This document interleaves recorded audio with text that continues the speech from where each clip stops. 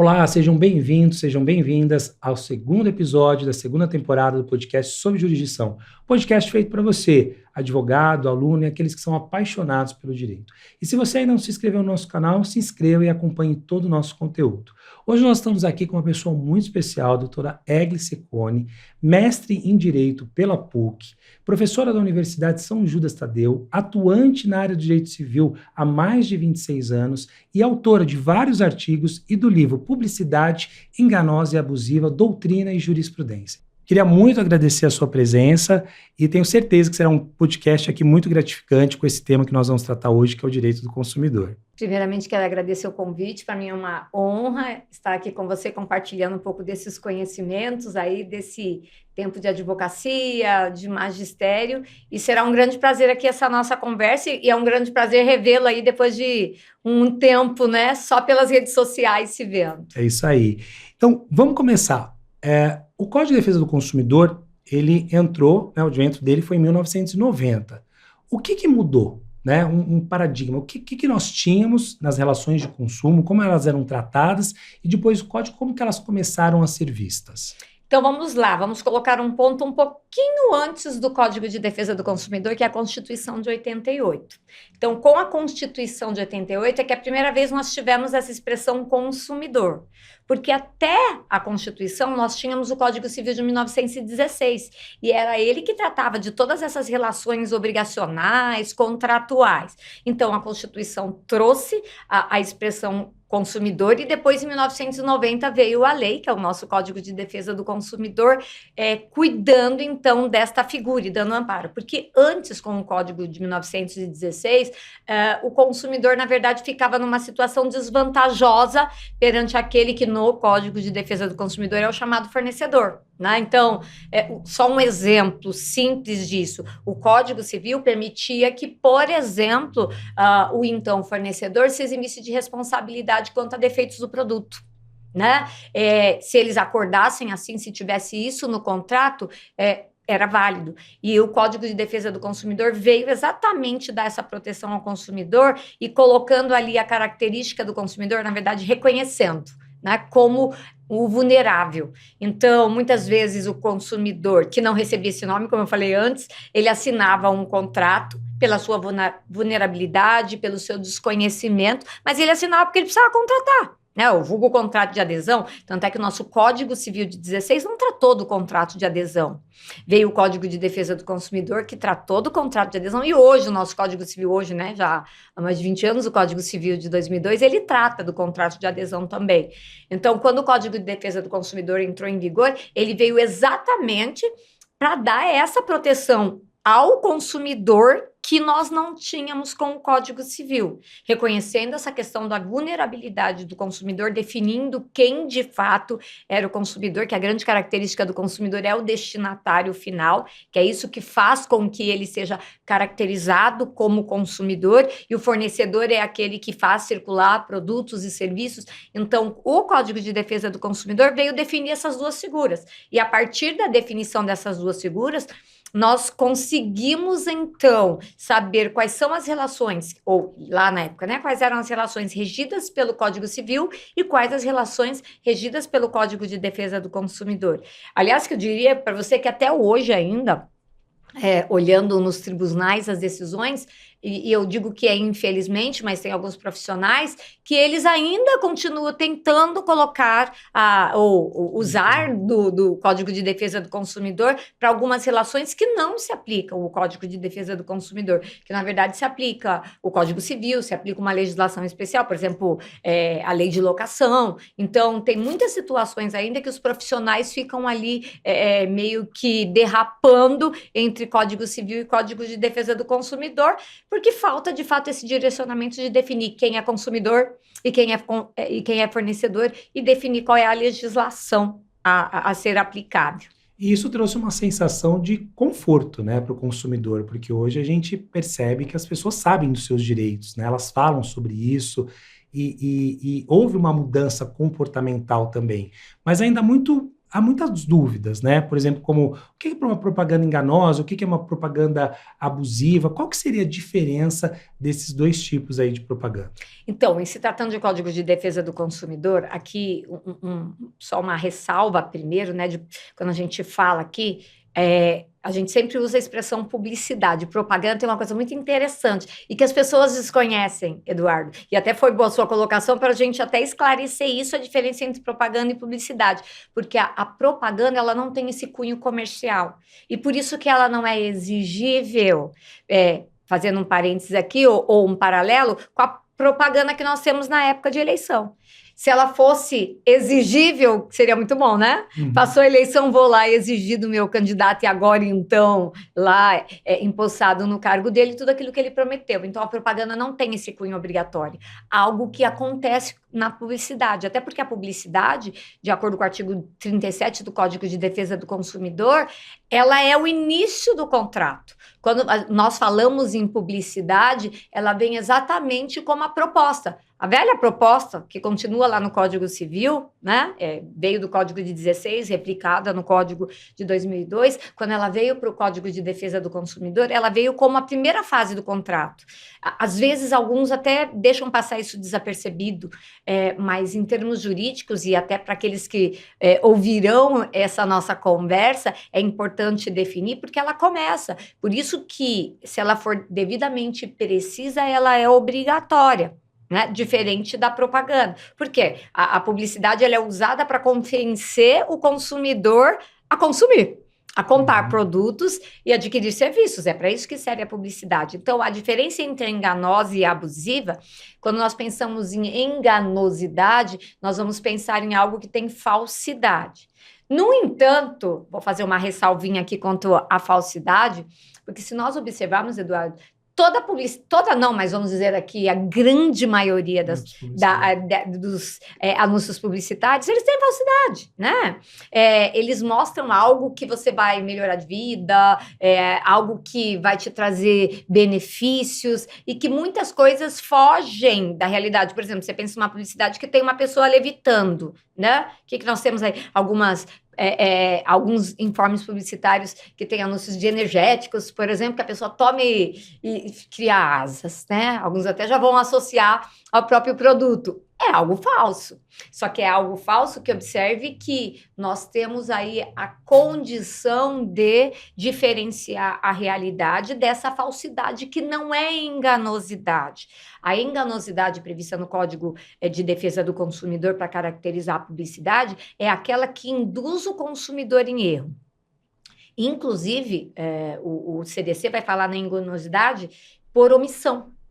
Ou seja, você devia informar algo extremamente importante que isso iria interferir na decisão. O ministro Herman, inclusive, escrevendo sobre o tema, ele fala que a enganosidade por omissão é exatamente aquela em que o consumidor só decidiu comprar porque não teve aquela informação.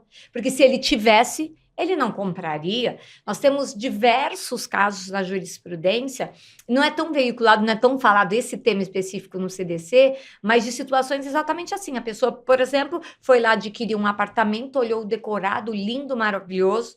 Se você observar hoje, os imóveis, muitos deles são bem pequenos. Né? A metragem, assim, é uma coisa que a gente fala, como é que consegue colocar tantos móveis, tanta coisa dentro de uma metragem tão pequena? A pessoa foi lá, gostou, estava tudo bonitinho, uma planta, os móveis, e a proposta da incorporadora era aquele apartamento. Esse não era um anúncio, mas era a publicidade deles, quando a pessoa adquiriu. Ela se projeta, né? Exato. Ela se projeta Fala, naquele olha, os ambiente. quartos, os móveis, a sala, dentro daquele ambiente. Quando ele adquiriu o imóvel, ele foi comprar os móveis. E quando ele foi comprar os móveis, e logicamente que a gente projeta os móveis convencionais. Você vai em qualquer loja de móveis, lógico, muitos vão querer fazer os móveis planejados, sob medida, ok? Mas muitos vão lá nas lojas comprar os móveis prontos. E nenhum móvel cabia dentro do apartamento. Neste momento, o que ele descobriu? Que aquele decorado, todos os móveis foram feitos sob medida. E houve aí o dever de indenizar. Primeiro porque enganou o consumidor. Não falou para ele, olha, esse apartamento tá lindo, maravilhoso, todo feito desse jeito, só que os móveis que estão ali foram feitos sob medidas, né? Então, há essa importância. Agora, tem um outro exemplo, somente nós mulheres, né? Produtos de beleza, de cabelo. Eu costumo até dizer para os alunos, quando a gente vê aquela publicidade lá de um shampoo maravilhoso que as modelos lavam o cabelo e aparece lá lindo e maravilhoso. A gente olha e fala assim, eu queria que fosse assim, não é? Lavei o cabelo e saí com ele pronto. É lógico que o consumidor minimamente informado, especialmente as consumidoras, elas saberão que aquilo não decorre da verdade. Não basta você lavar o cabelo com shampoo, que ele vai sair com aquele brilho, com aquele balanço. Tem outros processos que você precisa desenvolver ali. Então, se não induzir o consumidor em erro, eu não vou falar em enganosidade. Lógico que aqui um erro é importante entender que não é aquele erro efetivo, mas é o erro potencial. Não sei se você vai lembrar, ou se os nossos ouvintes lembram, alguns devem ter visto, uma publicidade que teve há alguns anos, que falava, quer pagar quanto? Sim. Quer pagar como? Né? E, assim, explodiu na época de uma grande rede de lojas, e que, assim, atende, né, até hoje, né, consumidores de várias classes sociais. Então, a gente não está falando só de um consumidor bem informado, não está falando só daquele que não tem informação nenhuma, que é o nosso consumidor padrão.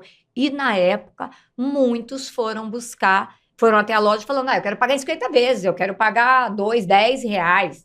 E aí, logicamente, que era uma linguagem figurada, quer dizer, quer pagar quanto? Quer dizer, é muito barato, por isso que você pode escolher. Ou quer pagar como? Você tem a possibilidade de parcelar, mas os limites de parcelas estão pré-determinados lá pelo lojista. E muitos ingressaram. É lógico, eu e você, se ingressássemos com uma ação, obviamente que nós sairíamos desse consumidor padrão, porque o juiz ia dizer, doutores, vocês têm conhecimento, e vocês sabem que é uma linguagem figurada, não era a realidade. Mas muitos conseguiram, e a loja foi obrigada a cumprir, e por isso que a publicidade não ficou muito tempo no ar.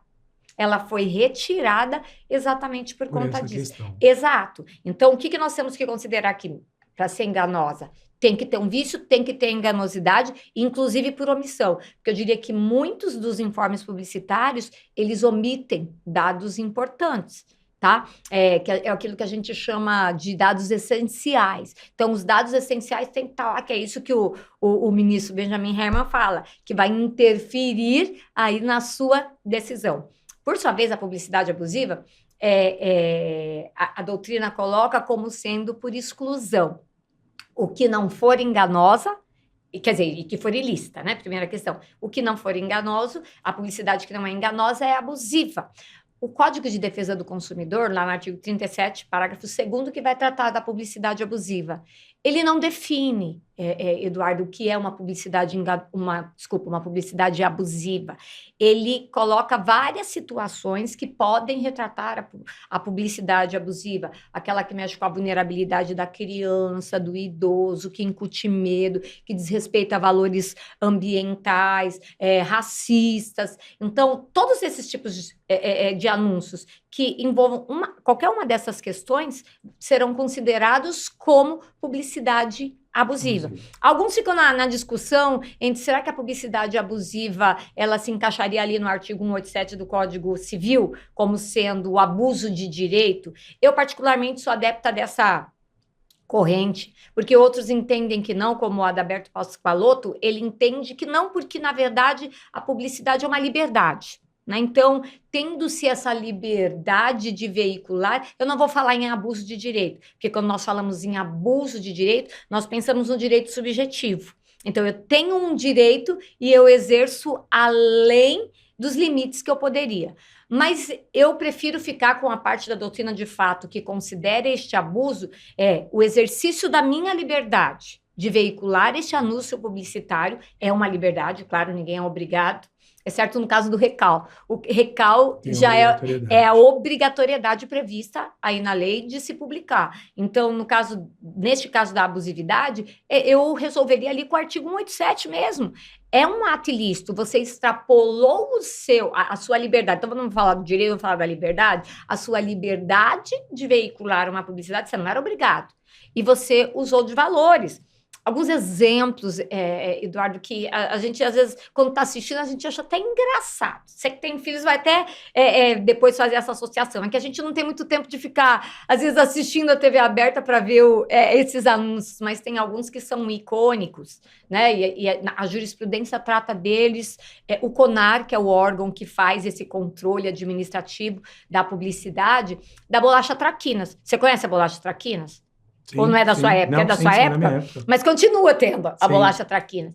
Eles, desculpa dizer, mas eles são muito infelizes nos informes publicitários deles. Os últimos, inclusive um deles foi objeto de reclamação lá no CONAR, em que eu lembro de um que esse eu vi, os adolescentes, os jovens num acampamento, e eles estavam no momento de fazer a fila lá para alguma coisa que ia acontecer num acampamento, e o menino saiu e ficou lá na cabaninha dele comendo a bolacha. E aí no final da publicidade coloca uma carinha lá, faz de conta que você estava lá. Ou seja, levando a criança a mentir. Então, em vários momentos, até porque o nome é meio sugestivo, né? Traquinas. Em várias situações da bolacha Traquinas, ele sugeria que se colocasse a carinha da bolacha Traquinas lá na carinha da criança, né?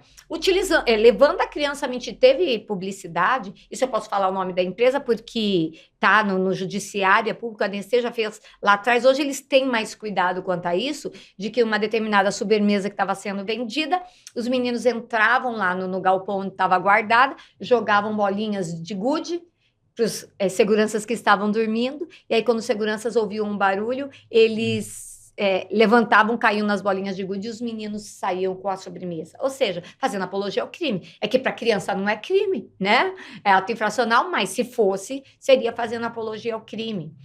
Uma outra publicidade mais recente, abusiva.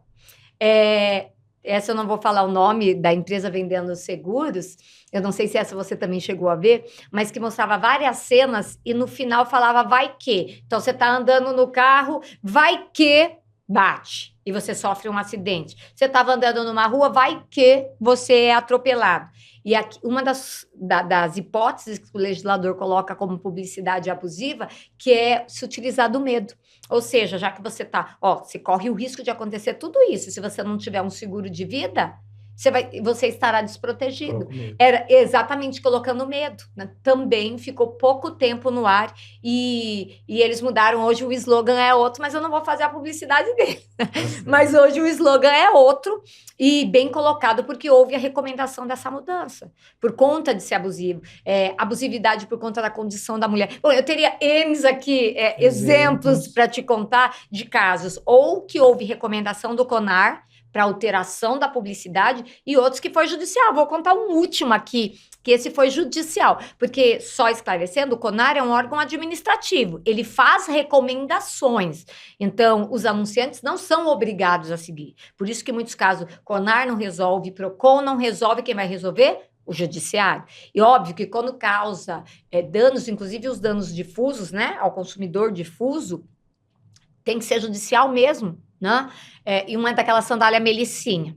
Essa acho que você não vai conhecer, apesar que você é um pai presente com a sua filha, né? Mas a Melicinha é uma sandalinha e assim, a professora entrava na sala de aula e virava para a aluna e falava, fulano, o nome da menininha, por que você está descalça?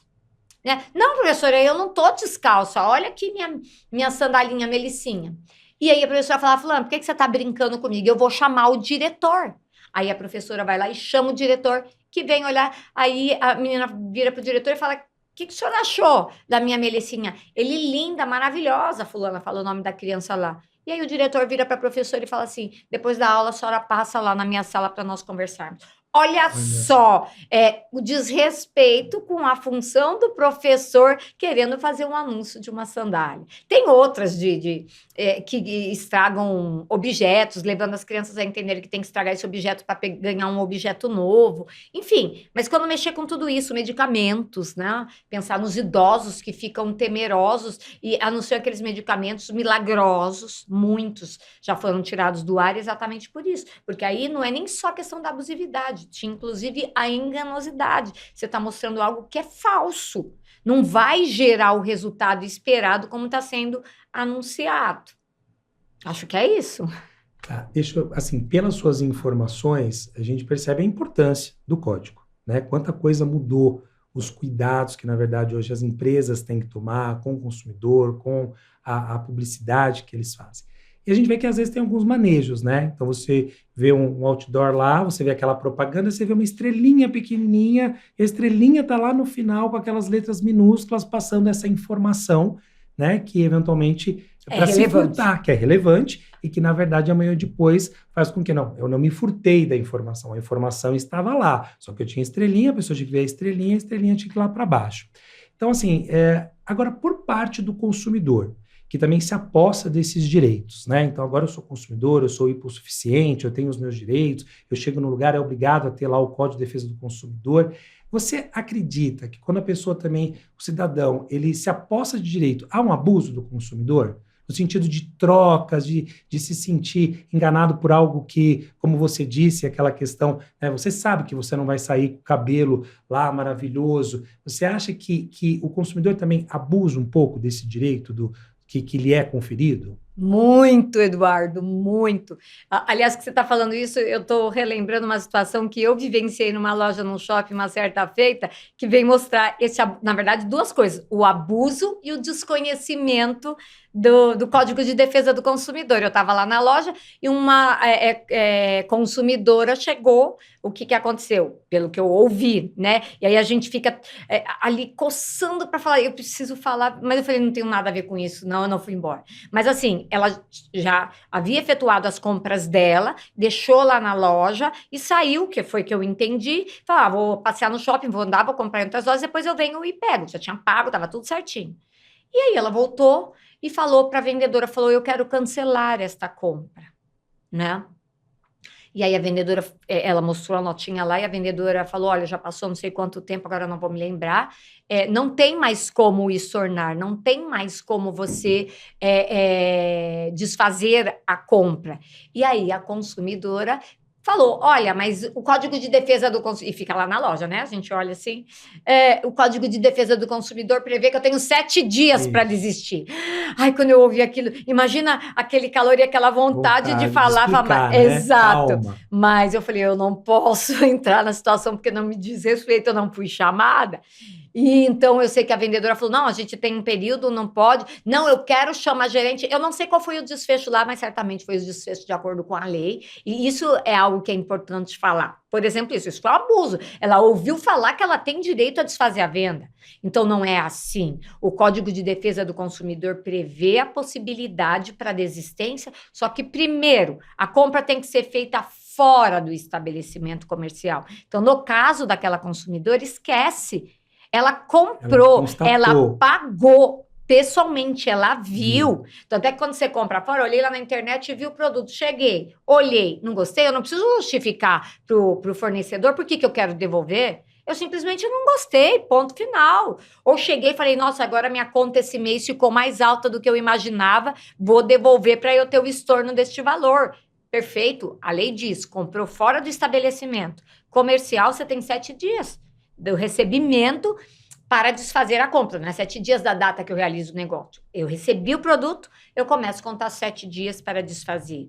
Então, esse é um exemplo simples, Eduardo, de que os consumidores se arvoram em direitos, muitas vezes, que eles não têm. O dano moral é outro exemplo.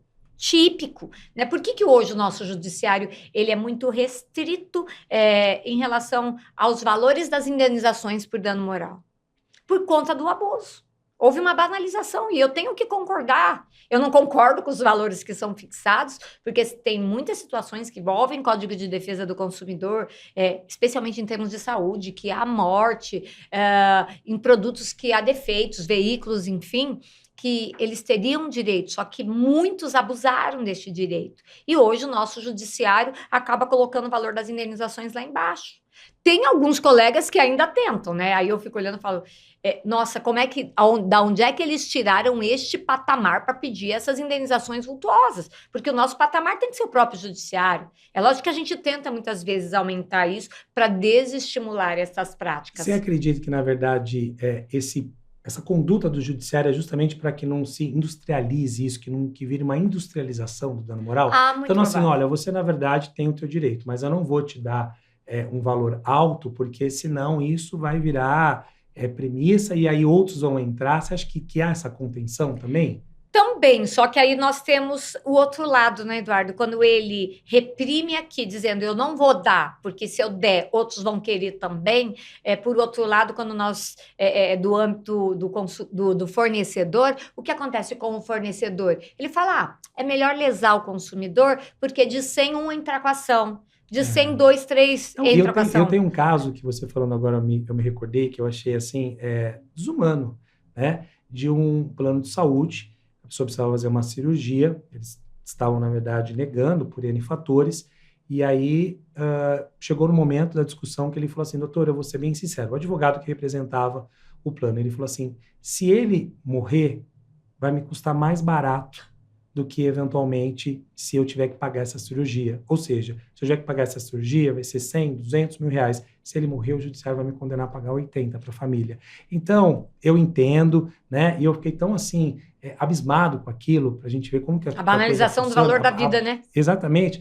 Mas isso vai de encontro um pouco com o que você está falando, né? Desse desequilíbrio. No momento que você prende de um lado para não fazer com que isso vire aí algo banalizado, você também corre o risco de cometer uma injustiça e permitir, né, que as empresas acabem abusando desse direito. Porque, no final das contas, a questão é o que vai sair mais barato ou o que vai me sair menos custoso, né?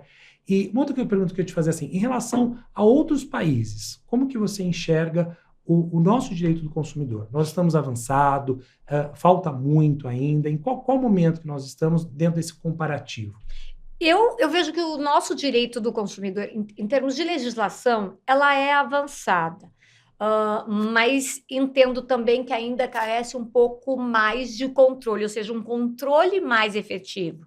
Falando especificamente, por exemplo, da questão da publicidade, você vai em outros países, por exemplo, nos Estados Unidos, eles têm órgãos de controle efetivo em relação a essa questão da publicidade. Em relação à publicidade da criança, tem um órgão lá que chama o CARU. Agora, me perdoem que eu não vou saber falar a sigla, mas a abreviatura é o CARU, é um órgão que ele fiscaliza diretamente a publicidade. Tem países que até 13 anos não pode ser veiculada publicidade para adolescentes, tem que ser a partir daí.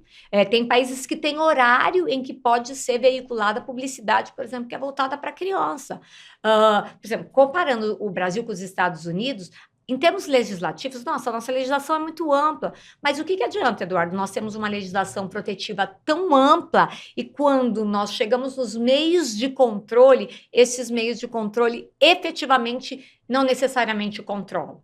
Eu percebo que aqui, vamos pensar aqui no nosso município de São Paulo, o PROCON, ele tem buscado ter uma postura mais ativa em várias situações que a gente tem vivenciado, por exemplo, quando aumenta combustível, nessas questões eles vão em cima, eles multam os postos, em termos de bancos, em termos de cobrança de juros, há um movimento nesse sentido de proteger o direito do consumidor. Só que quando chega no momento de reprimir, a reprimenda, me parece, pelo menos é o meu olhar, ela não está à altura do que o consumidor precisa. Um exemplo típico agora, que nós estamos vivenciando nesses últimos meses, com a questão da Enel.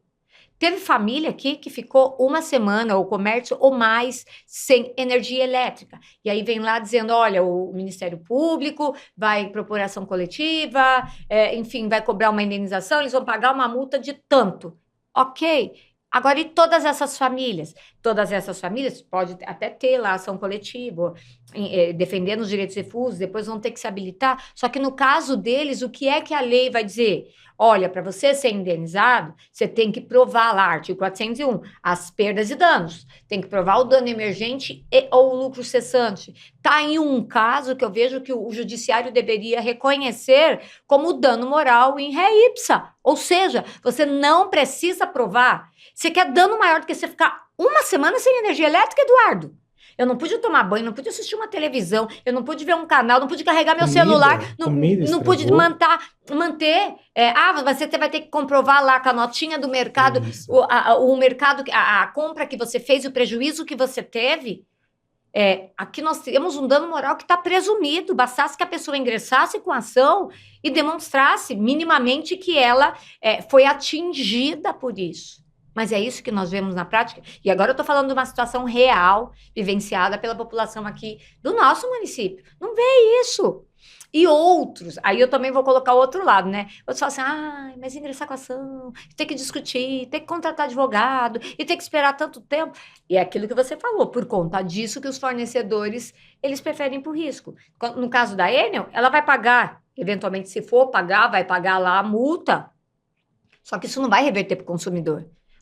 Empresas, restaurantes, teve um shopping em Osasco que ficou um tempão sem energia. Você imagina o prejuízo desses lojistas, que terão que pagar o condomínio, que terão que pagar todas as despesas, que terão que pagar os funcionários e não venderam nada. Restaurantes que perderam, assim, alimentos que estavam lá congelados. Você precisa fazer prova disso.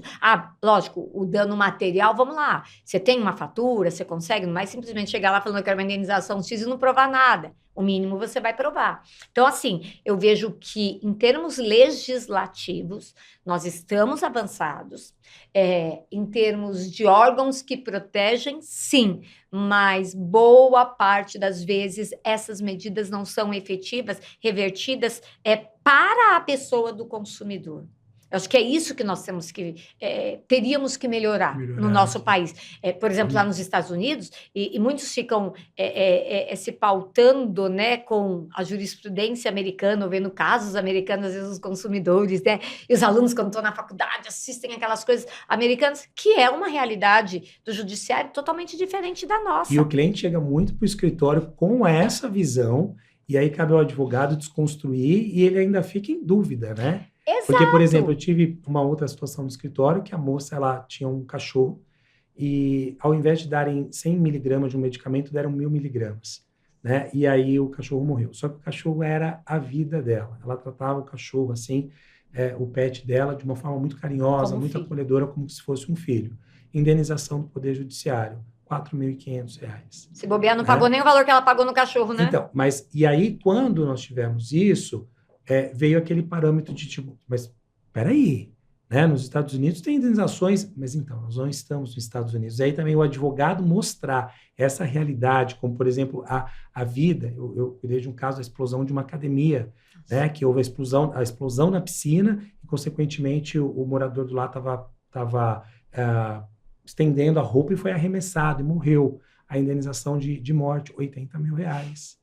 Né? Então, assim, é muito complicado, porque aqui nós temos uma outra realidade que, por muitas vezes, as pessoas não conhecem. Ela tem esse paradigma de outros países, de uma outra realidade. Eu quero falar do seu livro, mas...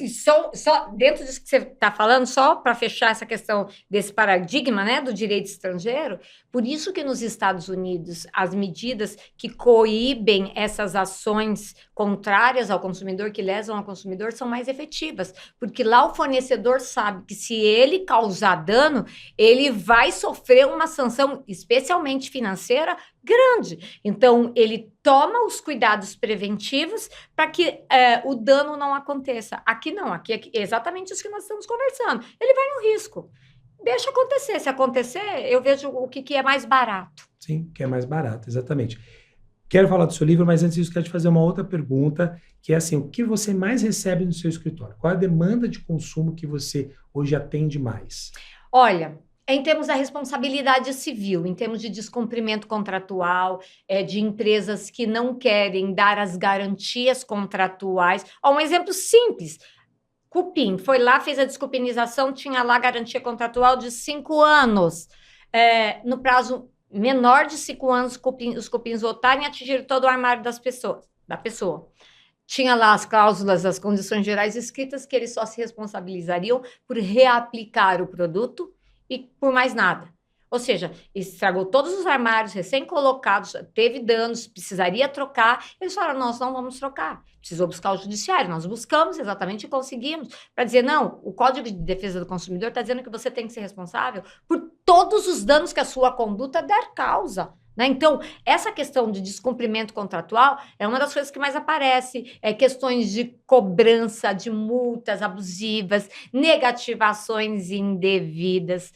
Plano de saúde nem se fala, Eduardo. Acho que hoje a gente acaba vivenciando, infelizmente, negativa de internação, negativa de cirurgias. E assim, eu vejo que, por um outro lado, os fornecedores também não tomam, muitas vezes, as precauções adequadas para se resguardarem disso. Então, você está aceitando alguém no plano de saúde que vem de outro, ele simplesmente preencheu as cláusulas gerais, isso quando preenche aquele formulário, você está entendendo? Porque às vezes nem preenche, e depois, quando a pessoa vem pedir atendimento, você diz que a doença é pré-existente e não confere o atendimento necessário. Nesse ponto, o judiciário ele é firme. Né? Por exemplo, quando há tratamentos de câncer, que está lá, a lei que trata disso, não, a gente junta o CDC, mais a lei que trata de planos de saúde, que trata disso, que todos os efeitos decorrentes do câncer, todo medicamento, todo tratamento tem que ser coberto. E os planos de saúde não querem. Eles cobrem lá o básico, cirurgia, químio, rádio, e aí outros efeitos que vêm disso, eles não querem. E aí você tem que buscar também o judiciário. Então, eu vejo que nessa parte de Código de Defesa do Consumidor, de relação de consumo, o que mais incomoda e que o consumidor busca é a questão da responsabilidade civil mesmo. Né?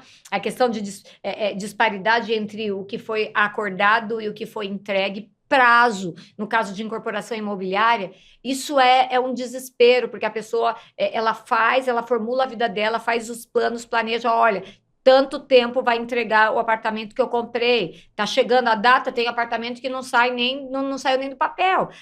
Mas ainda bem que a jurisprudência já tem reconhecido já há algum tempo o inadimplemento antecipado, né? Mas não deu o prazo ainda. Não deu o prazo, mas se em 2 anos você não saiu nem do chão, você acha que em 6 meses você vai colocar a torre lá, em 3 meses você vai levantar a torre lá? Não vai. Né? Então, assim, acho que é isso que mais tem lesionado os consumidores e buscar esse ressarcimento. Mas eu diria que o top 10... se é que a gente pode fazer assim, o número 1 lá, plano de saúde. Plano de saúde. Eu tenho percebido também plano de muito. Essa insensibilidade, essa isso que você relatou, vezes, olha só. Sim, de pessoa tá no hospital precisando a uma operação e o plano de saúde negando, assim, uma coisa absurda. Assim, a gente percebe que você é apaixonada, a gente vê que você fala com gosto, né, da questão do direito do consumidor, e acredito que daí tenha nascido a ideia de fazer o seu livro, né, que é Publicidade Enganosa e Abusiva, Doutrina e Jurisprudência. Eu queria que você falasse um pouquinho mais dele, o que consta do livro, como que esse desejo surgiu. Na verdade, esse tema ele surgiu lá quando eu comecei a fazer o mestrado. Na verdade, que desde a graduação, antes de me formar, eu já tinha isso em mente por conta de ver tantas pessoas enganadas, e até mesmo eu, né? Inclusive nós somos, às vezes, enganados. Aquilo que você falou das letrinhas pequenininhas, né? É o que muito acontece. Então, eu tinha, de fato, esse incômodo e queria muito escrever. E aí, comecei a fazer uma pesquisa ao longo dos anos, e quando explodiu a pandemia, né? Todo mundo dentro de casa, parado, eu falei, agora eu vou... É o momento. Exatamente, é o momento de sentar, parar e escrever, né? Então, eu comecei a juntar a jurisprudência mais atualizada, verificar como que os tribunais estavam entendendo e estão, né? Entendendo a matéria a respeito da publicidade enganosa, da publicidade abusiva. E o meu livro, ele tem a visão da publicidade, exatamente aquilo que eu falei no começo, como o início do contrato, a formação, a proposta. Por isso que aqui, quando a gente fala da publicidade que sai lá, da oferta ao público, milhões são atingidos com ela. Então, o livro lógico, filho da gente, né? Livro é como se fosse um filho da gente. A gente tem aquele gosto especial, e como eu trabalhei com ele durante muito tempo, eu entendo que ele ficou um livro bem interessante, especialmente também para quem é estudante, não só para os profissionais, para quem já é advogado, né, e que queira atuar nessa área. Eu trago muito subsídio. Também, exatamente, né, exatamente. Eu trago subsídio porque nesse tema em específico, normalmente nós temos muitas obras que falam do Código de Defesa do Consumidor, e lá abre um item publicidade.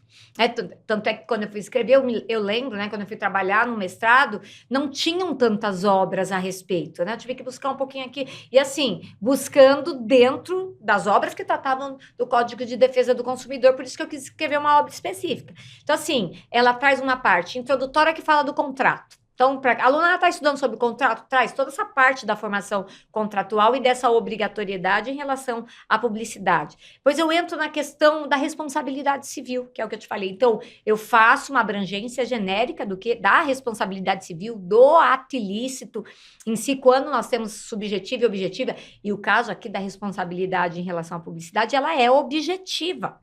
Tem até uma outra questão, então, já para a gente caminhando, né, por fim, senão eu vou falando, que é interessante da publicidade, no Código de Defesa do Consumidor, nós temos lá o artigo 6º, que prevê a inversão do ônus da prova. No caso da publicidade, muitos até falam inversão do ônus da prova. Não, na publicidade não tem inversão do ônus da prova. Na publicidade, lá o artigo 38 do CDC, ele fala de um ônus da prova específico, qual seja... O anunciante tem que comprovar que a publicidade não é enganosa ou que ela não é abusiva. Ponto. O consumidor vai dizer, fui enganado. Ok, não é que inverte e o anunciante vai ter que fazer prova, que não é, não. Aqui tem um ônus específico, né? Então, quando eu abordo aí a publicidade enganosa, diante de todas essas questões fantasiosas, enfim, logicamente, da gente diferenciar que nem tudo é enganoso. Tá, nós temos, inclusive, publicidade que ela é verdadeira, mas ela é falsa, né? E a gente tem publicidade que tem a fantasia, mas que ela não é enganosa, que ela é verdadeira e ela se permanece verdadeira. O livro segue, né, falando da questão da responsabilização dos meios de controle desta publicidade. O meio de controle que nós temos administrativo, como eu disse a você, ele não vincula um primeiro, que é o CONAR, né, que é o Conselho Nacional da Autorregulamentação Publicitária. Nós temos, inclusive, o Código de Autorregulamentação Publicitária, e eu trago ele no livro, faço referência a vários artigos, que é exatamente para direcionar essa área da publicidade. Aliás, que esse livro, eu vejo que ele é interessante, inclusive, para quem estuda marketing, para quem estuda publicidade, para ter esse outro olhar jurídico sobre a publicidade, já que a publicidade, ela é parte de um processo que é o marketing, né? Então, para poder saber exatamente... Ligado, exato, né? Porque quando chega no momento de você veicular esse anúncio publicitário, passou todo por um processo, inclusive a discussão, quem que é responsável? É o anunciante ou é a empresa que desenvolveu todo o informe publicitário? Eu sou da corrente, que é a majoritária, que é o anunciante, porque é ele que aprova. E tem o conhecimento, né? Sim, mas ele que aprova aquele filme, por exemplo, aquele vídeo, quem elaborou coloca lá, fala, gostou, tá bom, tá bom. É ele, a responsabilidade é dele. Depois, obviamente, se aquele que fez todo o informe publicitário não seguiu lá o briefing, tudo bonitinho, que o anunciante, que é o fornecedor, indicou, ele que vai cobrar. Deste que fez, né? Então, o CONAR é esse órgão e que quando chegam lá as reclamações para eles se reúnem, tem as câmaras e eles sugerem muitas vezes para tirar do ar a publicidade ou para fazer um acerto na publicidade, mudar alguma expressão na publicidade, mas é o que eu estou te dizendo, não é um órgão que as decisões são coercitivas, que eles têm como exigir que sejam cumpridas, mas é lógico, se já veio uma recomendação do CONAR e o anunciante não seguiu, e isso seguir para o judiciário é um peso maior que tem. Fala, olha, você teve a oportunidade de mudar, e você de corrigir, exatamente, e você não fez isso, então agora você vai ser responsabilizado por isso. Mas e temos o PROCON, também é um órgão que vai, né, os órgãos de proteção ao consumidor aí, municipal, estadual, são órgãos que também exercem, ou melhor, no caso do PROCON, em relação à publicidade, deveria exercer, né, porque para eles tem que chegar lá muitas das vezes. E vem o meio judiciário, né? Esse é o órgão que eu diria que é o que exerce o controle efetivo, porque aí tem a força coercitiva. Eu estou mandando tirar do ar. E se não tirar, tem uma penalidade. Exato, e aí a gente tem a possibilidade de pedir a tutela antecipada, né? Dizendo, tira de plano, suspende de plano essa publicidade, se não tirar, você vai pagar multa por isso. E ao final, além de determinar que se tire do ar, que se indenize. Né? Ou coletivamente, no caso de direitos difusos, ou individualmente, se a pessoa entrar, né, com uma ação. Então, por exemplo, no caso da incorporação imobiliária, você ingressa com a ação individualmente, porque não cumpriu a publicidade, ele veiculou isso. Teve um caso de um julgamento que foi veiculado todo lá um condomínio de alto padrão, numa determinada localidade, dizendo que foi feito tratamento de aterro sanitário, o consumidor, levado pelas informações, por todos os informes publicitários, adquiriu. Quando chegou lá, houve a construção, tudo, subiu o cheiro, porque ao redor não tinha sido feito o tratamento adequado deste aterro sanitário. Ou seja, aquilo que o ministro lá, Herman, diz, era informação importantíssima que iria interferir, que interferiria na decisão dele em adquirir ou não. Né? Então, nós temos esses meios, então o judiciário é o melhor. É o melhor, mas ainda eu acho que ele carece de aumentar o valor das indenizações, exatamente para que o fornecedor fale, não, eu não vou veicular essa publicidade, não vou inventar fantasias, né? Que não sejam verdades. Fantasiar você pode, né? Porque senão também acho que perde um pouco da graça. Né? E tudo isso está no seu livro? Tudo está no meu livro. Onde que ele pode ser encontrado? Em qualquer livraria? Assim, ele pode ser encontrado nas plataformas digitais. Ele está sendo vendido digitalmente porque ele é feito sob demanda. Ver. Publicidade enganosa e abusiva, doutrina e jurisprudência, tá? Pela editora Dialética. Certo? Isso.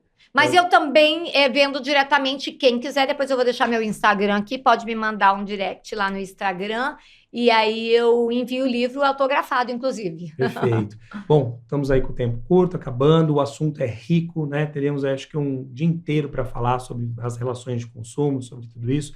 Queria agradecer muito a sua presença, acho que foi enriquecedora aí a nossa conversa, para quem está nos assistindo. Pedir para você deixar as suas redes sociais, né? E já deixar um convite para uma próxima ocasião, para a gente continuar falando um pouco sobre esse tema, que eu acredito que venha ajudar aí a contribuir com muita gente que tem dúvidas. Primeiro, agradeço, né? Novamente, o convite foi um prazer imenso estar aqui. É um tema que me enche os olhos, né? De falar, porque eu gosto muito de trabalhar com isso. Estou nas redes sociais, o meu Instagram é profaegli, Profaegli Secone. Tem um canal no YouTube também, professora Profa, né? Profaegli Secone também. No Facebook também, Profaegli Secone. Todos eles é Profaegli Secone. E aí, quem tiver interesse no livro, me manda um direct lá no Instagram ou no Facebook, que eu passo todas as informações a respeito. E é isso aí, pessoal. Estamos finalizando o segundo episódio da segunda temporada. Veja o conteúdo completo no nosso canal. Eu espero vocês no próximo episódio. Muito obrigado e até breve.